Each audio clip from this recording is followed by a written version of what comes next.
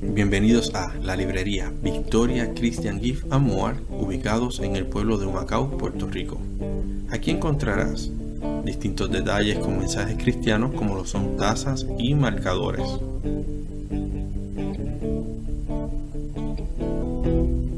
También encontrarás los libros de tus autores favoritos, Biblias de referencia y estudio y un rico café.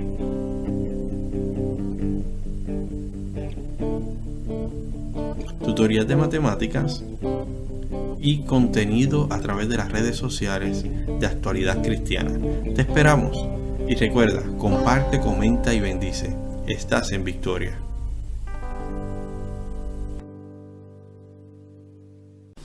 Una vez más, la paz del Señor sea con todos.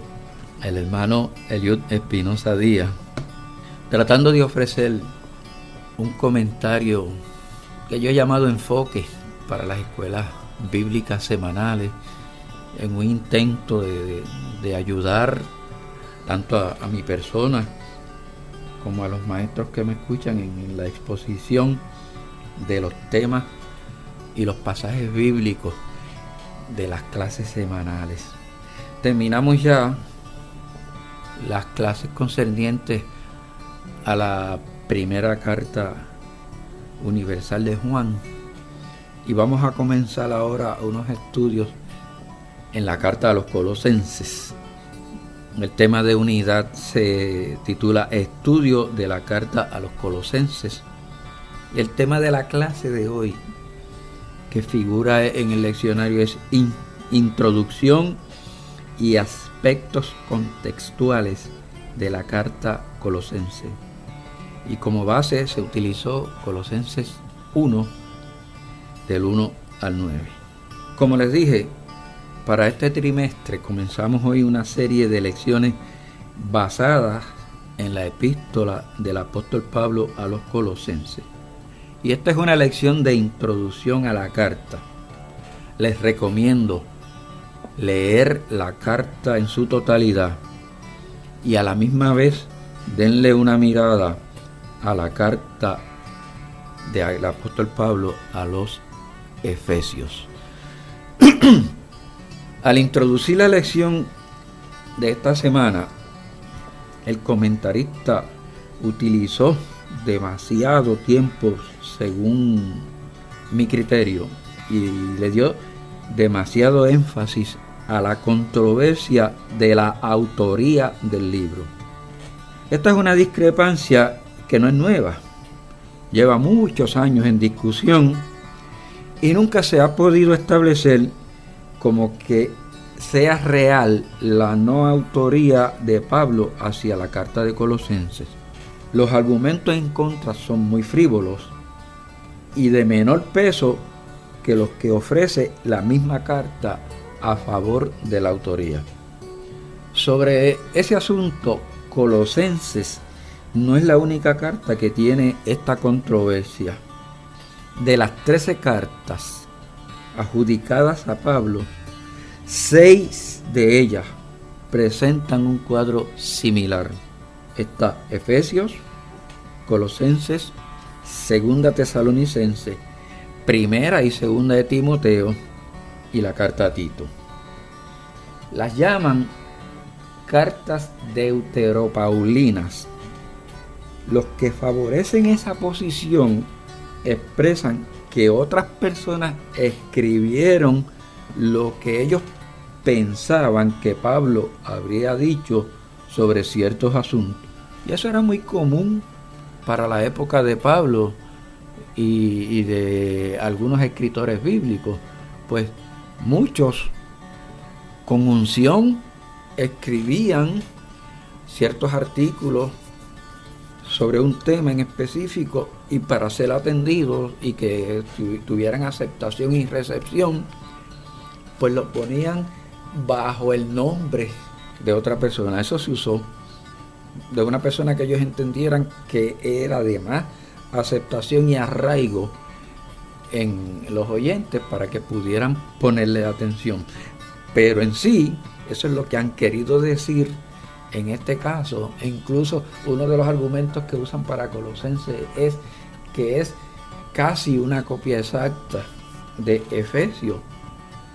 Pero ¿cómo no va a parecerse si Colosas está en el Asia Menor, al lado de la Odisea, al lado de Éfeso y de Hierápolis y todo ese dominio que hay ahí, y tienen el mismo problema? Así que es un asunto que ya ha sido discutido a plenitud y nunca se ha podido establecer con certeza. Así que para efectos de la Iglesia mantenemos las 13 cartas, las 13 epístolas a las diferentes iglesias y comunidades con la paternidad de autoría del apóstol Pablo. Colosenses es un libro de conexiones. Y escribiendo desde la cárcel en Roma, Pablo combatió las falsas enseñanzas que se habían infiltrado en la iglesia de Colosas. Usted va a ver un parecido en esta carta, en la expresión, en contenido, con lo que Juan estaba combatiendo también en la carta que él le tiró, o le escribió, a las iglesias. Más o menos tienen la misma situación. Era el problema de la época. Como nosotros hoy como iglesia tenemos ciertos tipos de situaciones o circunstancias que la iglesia combate contra ellas. El problema era el sincretismo. Sincretismo es una mezcla. La tendencia de mezclar ideas de otras filosofías religiosas, como el paganismo, como algunas variantes del judaísmo y el pensamiento griego. Eso lo querían mezclar con la verdad del cristianismo. Y lo que resultaba entonces era una herejía que tiempo después llegó a ser conocida como el gnosticismo. ¿Se acuerdan que eso era lo que Juan estaba combatiendo? Y hacía hincapié en el conocimiento especial, en la gnosis, y negaba que Cristo fuera Dios y fuera el Salvador. Según su razonamiento, la materia física era mala y por eso se consideraba entonces imposible que una deidad perfecta pudiera tener un cuerpo humano. Juan decía que negaban que Cristo había venido en carne. Para combatir ese error engañoso, Pablo puso entonces énfasis tanto en la deidad de Cristo y su conexión con el Padre, como en su humanidad y su muerte en la cruz por el pecado de todos nosotros. Solo al conectarnos con Cristo a través de la fe, podemos entonces tener vida eterna. Y es solo mediante una continua conexión con Él que podemos tener poder para vivir. Acuérdense que les dije que Colosenses es un libro de conexiones. Cristo es el Dios encarnado y el único camino al perdón y a la paz. Al perdón de nosotros y a la paz con el Dios, el Padre. Pablo también enfocó o enfatizó la interconexión de los creyentes como el cuerpo de Cristo en la tierra, referente entonces a la iglesia. La introducción de Pablo a los colosenses incluye saludos, una nota de agradecimiento y una oración solicitando sabiduría espiritual y fuerza para los creyentes en Colosas. Verifíquelo. Capítulo 1, del 1 al 12.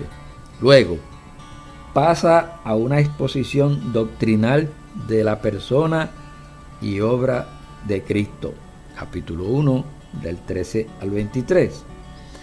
En esa exposición afirma que Cristo es la imagen invisible o la imagen visible del Dios invisible.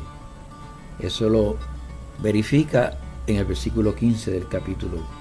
Es el creador, versículo 16, la cabeza de la iglesia, la cual es su cuerpo. Versículo 18, y su supremo sobre todos los que se levantan de los muertos.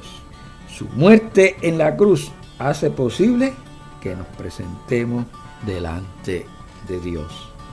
Versículo 22.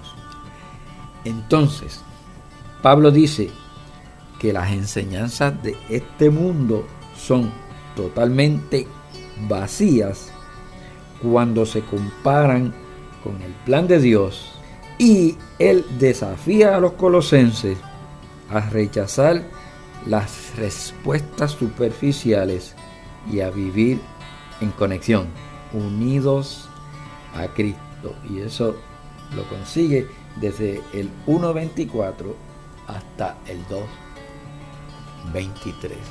La carta es hermosa porque aunque los argumentos diferenciales entre el evangelio y los paganos que escuchan difiera en circunstancia a la situación actual nuestra, no deja en esencia de ser lo mismo.